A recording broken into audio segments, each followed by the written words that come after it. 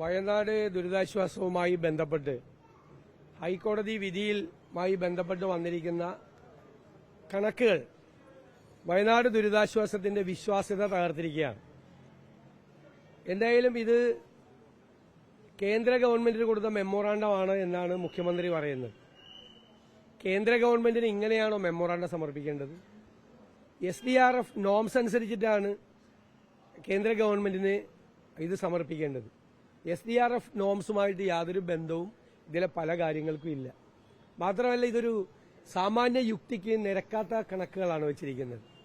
സെക്രട്ടേറിയറ്റിലെ ഒരു സാമാന്യ ബുദ്ധിയുള്ളൊരു ക്ലർക്ക് പോലും ഇത് തയ്യാറാക്കുമെന്ന് ഞാൻ കരുതുന്നില്ല. ഇത് എവിടെയാണ് തയ്യാറാക്കിയത്? ഇത് ഡിസാസ്റ്റർ മാനേജ്മെന്റ് അതോറിറ്റിയാണോ തയ്യാറാക്കിയത്, അതോ ഈ റവന്യൂ വകുപ്പാണോ തയ്യാറാക്കിയത്? ഇത് ബന്ധപ്പെട്ട ഉദ്യോഗസ്ഥന്മാർ ഇക്കാര്യത്തിൽ വല്ല പരിശോധനയും നടത്തിയിട്ടുണ്ടോ? ഹൈക്കോടതി വിധിയിൽ വന്നിരിക്കുന്നത് ആക്ച്വൽസ് എന്നാണ് പറയുന്നത്. ഇത്രയും ആളുകളുടെ മൃതശരീരം സംസ്കരിച്ചതിന് ഉള്ള തുകയായിട്ട് വലിയ തുക കണക്കാക്കിയിരിക്കുകയാണ്. ഒന്ന്, അത് അവിടെ നിങ്ങൾക്കറിയാം, ഒരുപാട് ആളുകൾ അവരുടെ ബന്ധുക്കൾ മൃതശരീരം തിരിച്ചറിഞ്ഞ് അവർ കൊണ്ടുപോയി. ബാക്കിയുള്ള കുറെ മൃതശരീരങ്ങളും ശരീരാവശിഷ്ടങ്ങളുമാണ് അവിടെ ദഹിപ്പിച്ചത്. അതിന് അവിടുത്തെ MLAയും പഞ്ചായത്തും ഉൾപ്പെടെയുള്ള ആളുകളാണ് HMLുമായി സംസാരിച്ച സ്ഥലം കണ്ടുപിടിച്ചത്. സ്ഥലം ഫ്രീ ആയിട്ട് തന്നു. കുഴി കുഴിക്കാൻ വേണ്ടിയിട്ടുള്ള സൗകര്യങ്ങളെല്ലാം അവിടുത്തെ തന്നെ ഒരു NSS യൂണിയൻ പ്രസിഡന്റും അദ്ദേഹത്തിന്റെ മകനും ചേർന്നാണ് എല്ലാം ചെയ്തു നൽകിയത്. പ്രവർത്തകരാണ്, സന്നദ്ധ പ്രവർത്തകരാണ് ഇത് മുഴുവൻ ചെയ്തത്. ഇതെല്ലാം കഴിഞ്ഞിട്ട് ഒരു മൃതദേഹം സംസ്കരിക്കാൻ 75,000 രൂപ സർക്കാരിന് ചെലവായി എന്ന് കണക്ക് കൊടുക്കുന്നത് എന്താണ്? അതിന്റെ വിശ്വാസ്യത എന്താണ്?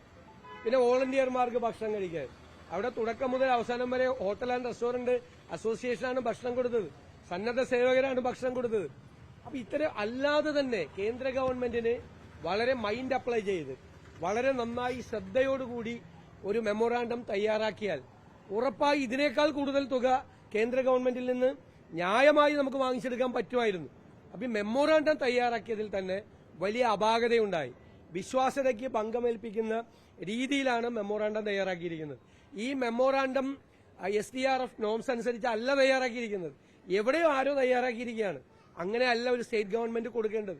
അത് നമുക്ക് പണം കിട്ടാതെ പോകരുത്. ഇതിന്റെ വിവാദത്തിന്റെ പുറത്ത് ഇതൊരു വിവാദം ഉണ്ടാകരുത്. ഇതിന്റെ പുറത്തുനിന്നാണ് ഞങ്ങൾ ആഗ്രഹിക്കുന്നത്. ഞങ്ങൾ ഇക്കാര്യത്തിൽ ഗവൺമെന്റിന്റെ കൂടെയാണ് നിൽക്കുന്നത്. ഇത് ആദ്യമേ തന്നെ പ്രതിപക്ഷം പറഞ്ഞതാണ്. മുഖ്യമന്ത്രിയുടെ ദുരിതാശ്വാസ നിധിയിലേക്ക് ഈ കാര്യത്തിന് വരുന്ന അക്കൗണ്ട് സെപ്പറേറ്റ് അക്കൗണ്ടായി സൂക്ഷിക്കണം. അപ്പോൾ ഒരു സംശയം ആർക്കും വരില്ല. അതിൽ നിന്ന് ഓരോ ദിവസവും ചെലവാക്കുന്ന പൈസ വെബ്സൈറ്റിൽ ഇട്ടാൽ മതി. അപ്പോൾ ആളുകൾക്കറിയാം, അതെ ഇത്രയും പൈസ ഞാൻ കൊടുത്തിട്ടുണ്ട്, ആ പൈസ വന്നിട്ടുണ്ട്. അതിൽ നിന്ന് ചെലവാക്കുന്നത് ശരിയായ കാര്യങ്ങൾക്ക് വേണ്ടിയിട്ടാണ്. ശരിയായ കാര്യങ്ങൾക്ക് വേണ്ടി പണം ചെലവാക്കേണ്ടി വരും സർക്കാരിന്. സർക്കാരിവിടെ ദുരിതാശ്വാസ പ്രവർത്തനം നടത്തേണ്ടി വരും. എല്ലാവരുടെയും സഹായത്തോടുകൂടി അതിന് പണം വേണം. ആ പണം കിട്ടാതിരിക്കാനുള്ള മാർഗമാണ് ഈ മെമ്മോറാണ്ടത്തിലൂടെ ചെയ്തിരിക്കുന്നത്. ഇതല്ല മെമ്മോറാണ്ടം, ഇങ്ങനെയല്ല മെമ്മോറാണ്ടം തയ്യാറാക്കേണ്ടത്. അപ്പൊ അതിനാവശ്യമായ ശ്രദ്ധ ചെലുത്തിയില്ല, അശ്രദ്ധയുണ്ടായി. സാമാന്യ യുക്തിക്ക് നിരക്കാത്ത തരത്തിൽ, ആളുകളെ തലയിൽ കൈവെപ്പിക്കുന്ന തരത്തിൽ ഈ ദുരിതാശ്വാസ പ്രവർത്തനങ്ങൾക്ക് സഹായം നൽകുന്ന ഒരുപാട് പേർക്ക് ഇതിൽ അവിശ്വാസം ഉണ്ടാക്കുന്ന തരത്തിലാണ് ഈ മെമ്മോറാണ്ടം തയ്യാറാക്കിയത്. മുഖ്യമന്ത്രിയുടെ ഓഫീസ് പറഞ്ഞത് ചിലപ്പോൾ ശരിയായിരിക്കാം. ഏത് മെമ്മോറാണ്ടമാണ് ഇത്? മെമ്മോറാണ്ടം തയ്യാറാക്കുമ്പോൾ കുറെ കൂടി, കാരണം അവർക്ക് കേന്ദ്ര ഗവൺമെന്റിലിരിക്കുന്ന ഉദ്യോഗസ്ഥന്മാർ, ഇത് പരിശോധിക്കുന്ന ഉദ്യോഗസ്ഥന്മാർ വിവിധ സംസ്ഥാനങ്ങളിൽ നിന്ന് വരുന്ന ഇക്കാര്യങ്ങൾ പരിശോധിക്കുന്നവരാണ്. സാധാരണക്കാരന് പോലും അവന്റെ യുക്തിക്ക് പോലും നിരക്കാത്ത കണക്കുകൾ എഴുതി വെച്ചാൽ അവിടെ ഇത് കണ്ടു പരിശീലിച്ച ഉദ്യോഗസ്ഥർ അതിനെ ഗൌരവമായിട്ട് എടുക്കോ? ഒന്ന് സർക്കാർ റീതിങ്ക് ചെയ്യണം, പുനരാലോചിക്കണം, പുനർചിന്തനം നടത്തി കുറെ കൂടി ഭംഗിയായി. എനിക്ക് തോന്നുന്നു ഇതിപ്പോ 1200 കോടി രൂപയിൽ 2000 കോടി രൂപയുടെ ദുരിതാശ്വാസ പ്രവർത്തനങ്ങൾക്ക് വേണ്ടിയിട്ടുള്ള ഒരുപാട് കാര്യങ്ങൾ, അവിടെയുള്ള വാർണിംഗ് മെക്കാനിസം ഉണ്ടാക്കുന്നതിന്, ഇവാക്യുവേഷൻ പ്ലാൻ നടത്തുന്നതിന്. ഇപ്പൊ വീണ്ടും അവിടെ കിടക്കുന്ന ആളുകൾ അപകട മേഖലയിലാണ്.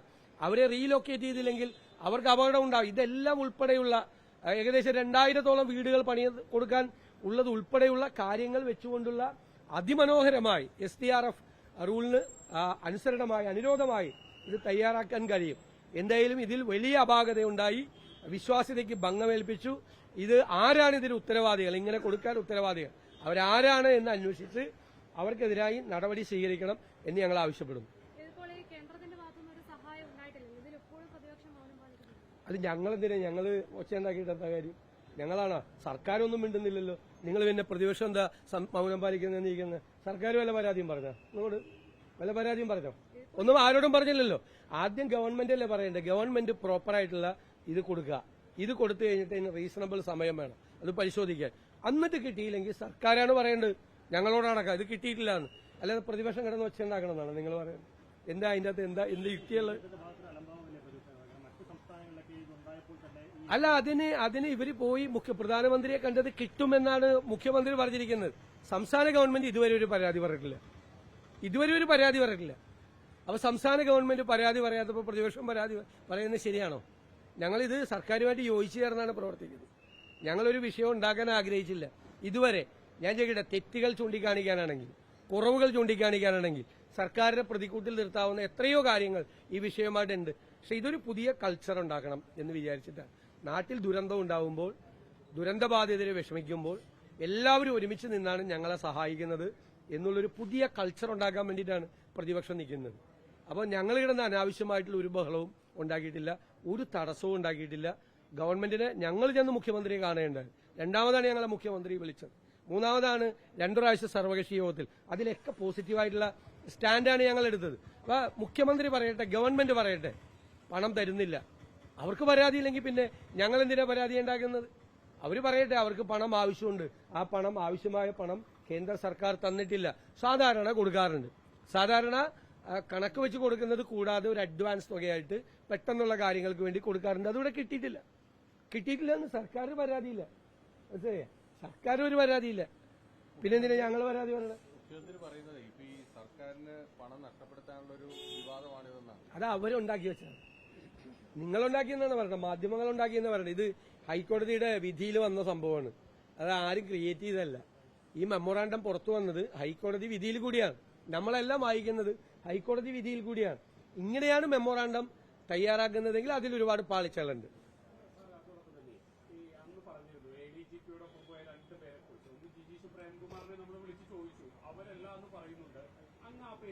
ഞാൻ അവരുടെ പേര് പറഞ്ഞില്ലല്ലോ, പിന്നെന്തിനാ നിങ്ങൾ വിളിച്ചു? അത് വരട്ടെ, സമയമാകുമ്പോ പറയാം.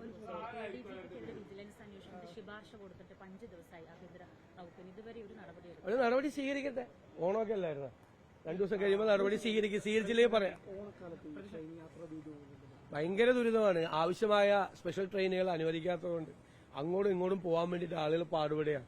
ഓണക്കാലത്ത് കേരളത്തിന് പുറത്തു നിന്നും കേരളത്തിനകത്തു നിന്നും ആളുകൾ ബന്ധുക്കളെ കാണാനും വീടുകളിലേക്ക് പോകാനും വല്ലാതെ പ്രയാസപ്പെടുന്ന ഒരു കാഴ്ചയാണുള്ളത്. പല ട്രെയിനിലും സാധാരണ പ്രത്യേക ട്രെയിനുകൾ കൂടുതലായി അനുവദിക്കാറുണ്ട്. ഇപ്രാവശ്യം അനുവദിച്ചത് വളരെ കുറവാണ്. അതിന്റെ ബുദ്ധിമുട്ടുകൾ ഒരുപാട് സാധാരണക്കാരെ അനുഭവിക്കുന്നു. ഇക്കാര്യത്തിലുള്ളൊരു പ്രത്യേക ശ്രദ്ധ സംസ്ഥാന ഗവൺമെന്റും അതുപോലെ റെയിൽവേയും ചെലുത്തണമെന്നാണ് ഞങ്ങളുടെ അഭിപ്രായം.